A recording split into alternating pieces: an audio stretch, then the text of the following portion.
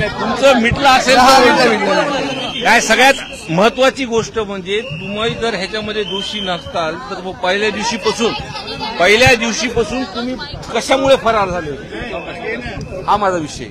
जर तुम्ही त्याच्यामध्ये नसताल तर पहिल्या दिवशीपासून तुम्ही त्याच्यामधून फरार का झाले होते. बरोबर. त्याचबरोबर एक महत्वाचा प्रश्न होतो की इतके दिवस 21 दिवस फरार होते परंतु पोलिसांना सापडत नाहीत आणि आदल्या दिवशी मुख्यमंत्र्यांची भेट धनंजय मुंडे घेतात आणि त्यानंतर दुसऱ्या दिवशी लगेच सरेंडर होतात. हे बघा सगळ्यात महत्वाचा विषय ह्याच्यामध्ये हा आहे. जोपर्यंत हा गंभीर विषय महाराष्ट्राच्या समोर हा जेव्हा पहिल्यांदा मी हे जे कुणी गुन्हेगार आहेत ह्यांची नावं घेऊन मास्टर माइंडची नावं घेऊन मी जे सर्वांसमोर बोललो, सर्व आमदार आमच्या जिल्ह्यातले सर्व पक्षाचे सभागृहामध्ये हे सर्वांनी विषय मांडल्यानंतर हा किती गंभीर विषय हा लक्षात आला. मग सरकार म्हणून जे पण काही पावलं उचलले त्याच्यामध्ये एसपींची बदली झाली. आज सुद्धा सीएम साहेबाला याच विषयावरती मी बोलायला आलो होतो की आज जो काही गुन्ह्यामध्ये त्यांना जे काही सरेंडर झाले आहेत तो खंडणीचा गुन्हा आहे.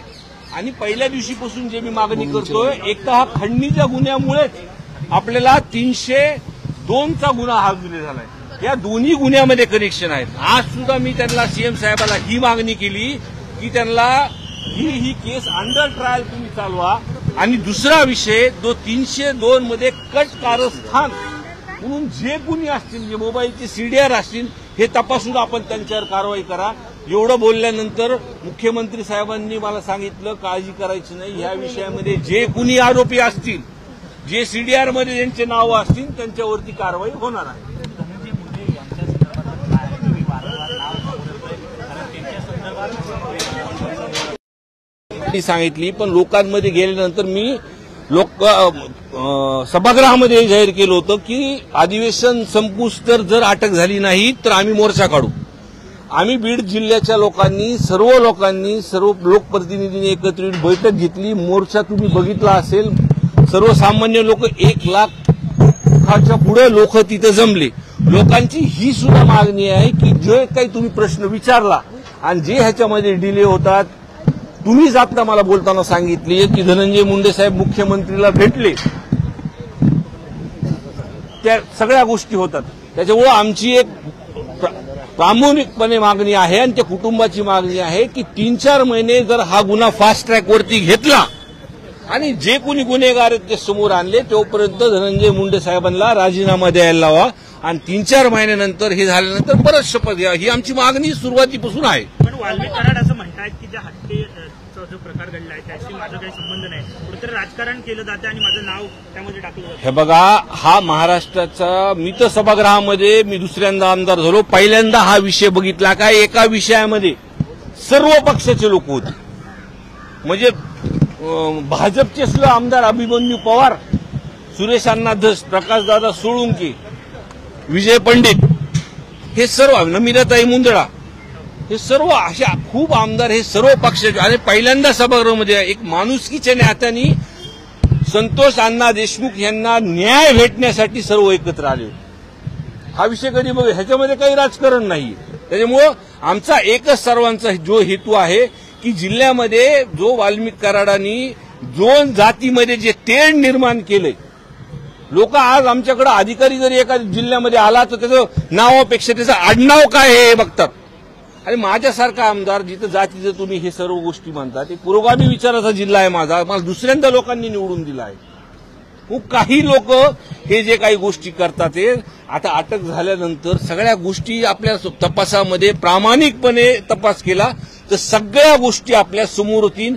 आणि 6, 9 आणि 11 हे 3 दिवस जे हे गुन्ह्याचे क्रम आहेत किंवा त्या 8 दिवसामध्ये सीडीआर जर तपासले, माझ्या माहिती आजनुसार पोलिसांकडे जो आधी तपास होता आणि त्या तपासामध्ये सर्वच त्यांनी कुणाचं लोकेशन कधी आहे, प्रशासनाला ही केस थांबवण्यासाठी किंवा चौकशी थांबवण्यासाठी, केस दाखल न होण्यासाठी कधी किती वाजता फोन आलेत हे सुद्धा प्रशासनाकडे आहे. पण पूर्णपणे मोकळेपणाने जर त्यांना तपास करण्यात दिला जसं मुख्यमंत्री साहेबांनी सांगितलं, तर या मागचे मास्टर माइंड सुद्धा समोर सगळे येतील एवढंच आहे. काल धनंजय मुंडे यांनी मुख्यमंत्र्यांची भेट घेतली, त्यानंतर वाल्मिक कराड सीआयडी समोर सरेंडर झालेले आहेत. क्रम कुठंतरी जुळताना मला असं वाटतं आपल्याच माध्यमातून हे पूर्ण आपणच मला सांगतं ते, म्हणून मला जास्त सांगायची काही गरज नाही. आज आपने मुख्यमंत्री से मुलाकात की है, तुमचं काय मत आहे, राजीनामा द्यावा का? त्यांनी प्रतिक्रिया बघा, त्यांनी नैतिकता राखून जे 28 तारखेला सर्व जातीपातीचे लोक जे बीड जिल्ह्यामध्ये जो मोर्चा झाला, आपल्या सर्व इलेक्ट्रॉनिक मीडियाने तो कव्हर केला. कुणालाही गाडी न देता तिथं लोक स्वतःहून आले की हे कुठेतरी थांबलं पाहिजे.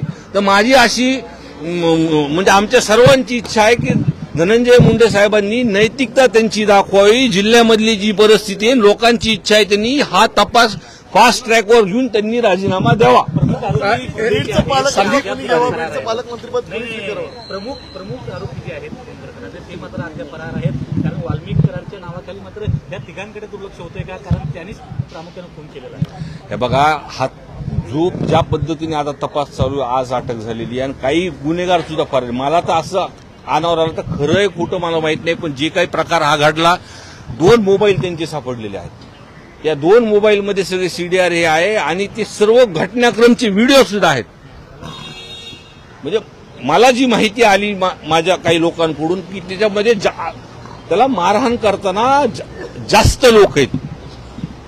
काही गोष्टी तपास जसा चालू आहे, काय चालू आहे, काही गोष्टी आता पुढे येतीलच लोक आपल्याला. संदीप जी हिंदी में आज मुख्यमंत्री से आपने मुलाकात की है, वाल्मीकि करार को लेकर के क्या है मामला, और खास करके ऐसे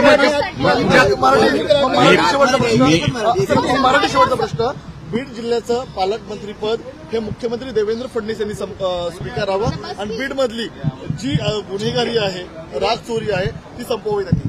हे बघा, जसं अण्णाजी आपण आपल्याच माध्यमात जी काही बोलले आहेत, आमची इच्छा तीच आहे की पालकमंत्रीपद हा सत्ताधारी पक्षांचा हा विषय आहे, पण हा गुन्हा पूर्णपणे लोकांसमोर जोपर्यंत येत नाही तोपर्यंत धनंजय मुंडे साहेबांनी राजीनामा द्यावा, ही आमची मागणी आहे. संदीप जी आज मुख्यमंत्री से आपने मुलाकात की है, वाल्मीकि करार को लेकर के क्या बातचीत हुई और मुख्यमंत्री ने क्या स्वागत? मुख्यमंत्री साहब से मैंने आज उन्होंने मुझे वक्त दिया, मुझसे बात की. मैंने उनको इतना ही कहा कि आज जो आपने सभागृह में हम सभी ने जो बात ली उस पर आपने कहा, उसके बाद में उसमें एसपी की वहां पर नए एसपी साहब आए, 2-4 जो भी उन्होंने चार्ज लेने के बाद 2 नंबर जो धंधे थे वो बंद हो गए, कुछ लोग अटक हो गए, आज सरेंडर भी हो गए वाल्मीकि कराड़.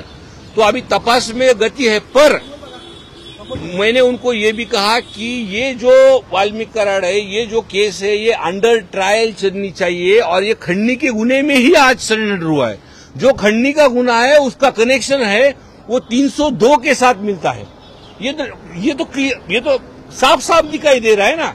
वो खंडनी के वजह से ही वहां पर वो विंड मिल पर कुछ तो भी बवाल हुआ और वो बवाल के वजह से 9 तारीख को ये जो कुछ घटना, इसका कनेक्शन डायरी किए.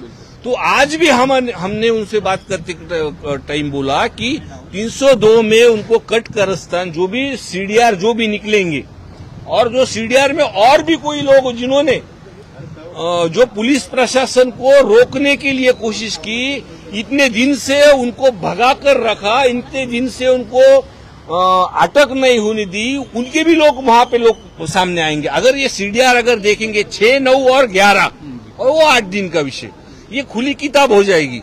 लेकिन उन्होंने मुझे आश्वासन दिया कि उसका जो भी उसके पीछे गुनेगार हो गए उसको सजा बिल्कुल मिलेगी. धनंजय मुंडे को रिजाइन करना चाहिए, आपको लगता है मंत्री धनंजय मुंडे को इस्तीफा देना चाहिए, क्या लगा? अभी कितने बार बोलूं मैं पहले दिन से बोल रहा हूं. मैंने पहले दिन से जो भी मास्टरमाइंड है उसका नाम खुली तरह से बोला, और मेरी नहीं, जो भी आप बोल रहे 20-22 दिनों के बाद ये जो अटक हुई, उसमें कहां से कहां जो भी मंत्री पद मिला है उसका वो छत्र छाया जो मिल रही है, इसलिए हम उनको बोल रहे हैं कि नैतिकता दिखा के उन्होंने राजीनामा देना चाहिए। अशाच नवनवीन अपडेट्ससाठी डिजिटल कोल्हापूर चॅनेलला सबस्क्राईब करायला विसरू नका। आमच्या फेसबुक, इन्स्टालाही नक्की फॉलो करा।